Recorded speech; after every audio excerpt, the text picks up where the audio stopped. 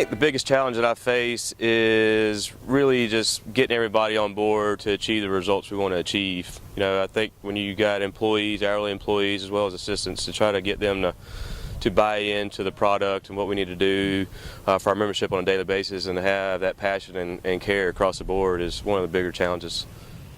It's labor. It's finding enough people. We're in a really rural area, Montana.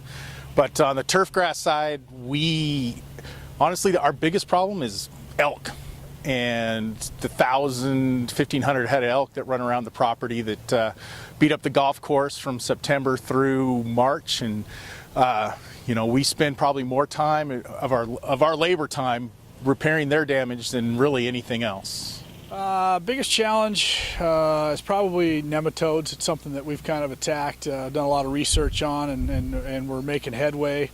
And that's really on our putting surfaces. Other challenges this day and age is staffing, finding good staff members, and longevity for staff members. And then water in California. That's probably the biggest challenge. Members, they like to get involved in everything, and they have an opinion on everything, more than the architect and myself. Obviously labor, but water quality is really frustrating. I think labor's kind of always going to be an issue. And sometimes it's good, sometimes it's bad, but dealing with water quality, it's, we can see when it rains, the grass just turns a different color green and things are awesome. And then one night, 2 nights after just a couple cycles of irrigation, it just starts to yellow out. So how do you contradict that, or how do you counteract that? That's what we're being faced with. Everybody's being asked to do more with less, which isn't necessarily a bad thing. It makes us smarter, it makes us better. But now all of a sudden you're having to treat your water with every single application. Budgets aren't prepared for that.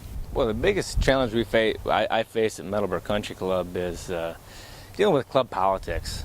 We just opened up this past May 19th, following a multi-million-dollar renovation, and just the golfers' demand and their expectations, and then also getting into some of the green speed topics and firm and fast, things like that. So probably the club politics is the biggest issue I face on a daily basis.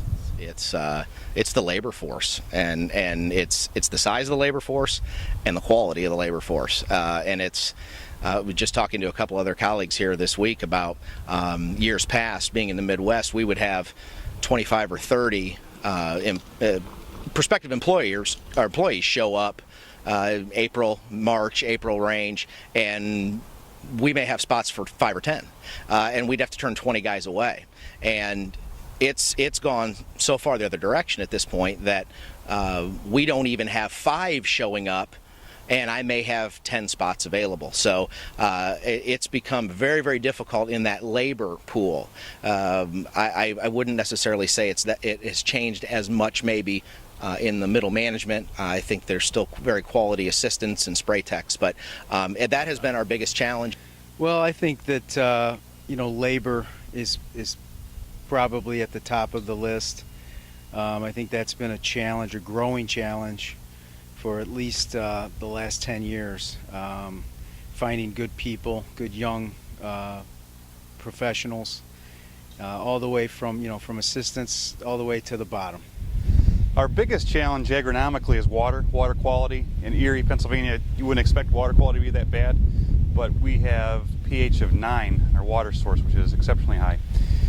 The non-agronomic challenge is making sure that we're continuing to provide value to members. That's my biggest concern is, how do I get better value, whether it's improving quality, adding amenities, whatever it is, making sure that value is there for the membership.